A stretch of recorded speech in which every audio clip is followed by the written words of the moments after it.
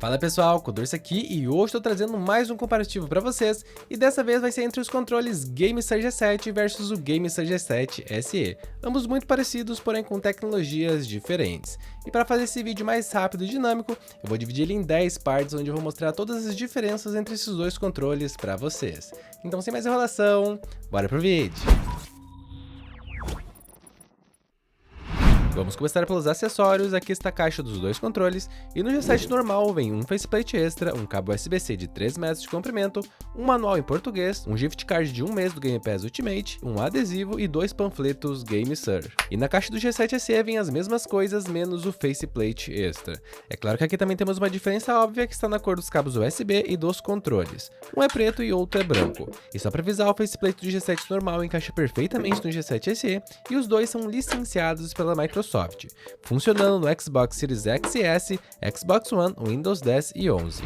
Indo para os analógicos, o G7 tradicional possui analógicos de potenciômetro, enquanto o G7 SE possui analógicos Hall Effects. E a gente pode ver eles aqui removendo as capas dos analógicos. Para quem não conhece a tecnologia Hall Effects, ela veio basicamente para acabar com os problemas de drift, isso porque em vez de potenciômetros ela usa campos eletromagnéticos para detectar a movimentação dos gatilhos e analógicos, assim diminuindo o atrito entre as partes móveis, garantindo muito mais durabilidade para esses componentes. Agora, se referindo à sensibilidade dos analógicos, eu posso dizer para vocês que não senti nenhuma diferença entre os dois enquanto estava jogando. Eu joguei Call of Duty Warzone primeiro com um controle e depois com o outro, e para mim foi a mesma coisa. Muito provavelmente esses analógicos só vão dar diferença mesmo com o tempo, porque a gente sabe que os analógicos potenciômetro inevitavelmente eles começam a se desgastar e apresentar drift. Já os de Hall Effects isso não acontece. E em questão do delay, como os dois controles eles são conectados por fio, fica muito difícil a gente perceber diferença entre eles, até porque a gente está falando de milésimos de segundo, então eu posso dizer que o Hall Effects não tem praticamente quase nenhuma diferença de resposta comparado com os de potenciômetro. Pelo menos aqui nesse controle. E para quem gosta de colocar Control Freak nos analógicos, ambos possuem um tamanho de 17,62 mm. Falando dos botões do controle, no G7 normal todos os seus botões de ação e os D-pads são de switch, eles possuem aquele som de clique de mouse quando a gente aperta, e os do G7 SE eles são de membranas, eles utilizam aquela borrachinha dentro que possui uma vida útil bem menor que os botões de switch, porém é bem mais fácil de trocar caso dê problema.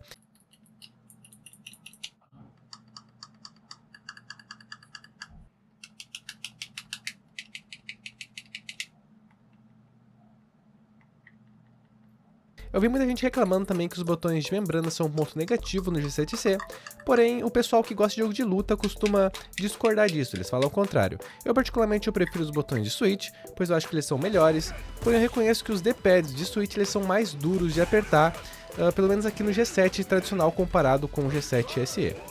Já nas defesas, ambos os controles eles possuem o LB e o RB de switch e o LT e o RT lineares e magnéticos, possuindo aquela função de aperto gradual. E caso a gente queira desligar o aperto gradual, a gente pode segurar o botão M mais LT e RT, então essa função vai ser desativada. E para ativar é só fazer a mesma coisa de novo. Indo para a pegada dos controles, os dois possuem as pegadas muito parecidas, mas o G7 SE parece maior que o G7 tradicional. Aí de fundo vocês conseguem ver a diferença entre os dois.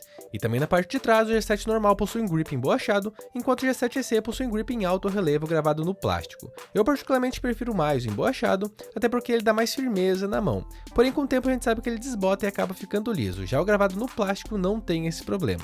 Falando dos botões traseiros, os do G7 normal eles são chamados de M1 e M2, e no G7 SE são chamados de R4 e L4. Porém, ambos possuem as mesmas funções. O diferencial aqui é que no G7 SE temos essas travas para evitar o acionamento acidental desses botões. E em ambos os controles a gente pode configurar esses botões traseiros segurando o botão M mais qualquer um dos dois botões traseiros. E depois aí a gente pode escolher o botão que a gente quer duplicar. E também, caso necessário, a gente pode fazer isso pelo software GameStar Nexus.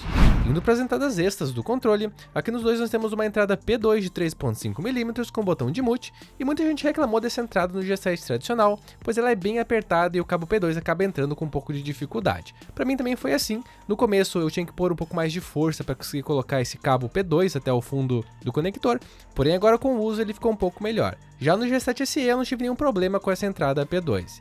E aqui ambos possuem as mesmas funções de aumentar e abaixar o volume do jogo e do chat utilizando o botão M mais os direcionais do D-pad. Na parte da vibração, os dois controles possuem motores de vibração padrão e nos gatilhos, e essa vibração pode ser totalmente configurada no software GameStar Nexus. E Falando em software, os dois controles utilizam o GameStar Nexus, que pode ser baixado tanto no Windows quanto diretamente no Xbox. E nele a gente pode alterar diversas configurações do controle e salvá-las em até 3 perfis diferentes. Porém, somente no G7SE a gente consegue alternar entre esses perfis na hora que a gente quiser, utilizando os comandos do controle. Já no G7 normal a gente só consegue mudar os perfis abrindo o aplicativo Nexus. E no último tópico vamos falar no peso. O G7 pesa 229,3 gramas. E o G7SE pesa 224,9 gramas. Claro que sabemos que esse peso aumenta depois de conectarmos o cabo USB no controle. Então esse foi o comparativo entre o GameStar G7 versus o GameStar G7 edição especial. Me deixem saber se vocês gostaram desse estilo de vídeo, pois se sim, os próximos vídeos também seguirão nessa mesma pegada. E caso eu tenha esquecido de alguma coisa, basta perguntar aqui nos comentários que eu irei responder quando possível. E lembrando que eu vou deixar o link de compra de ambos os controles aqui na descrição desse vídeo. Eu vou ficando por aqui, abração a todos e até a próxima!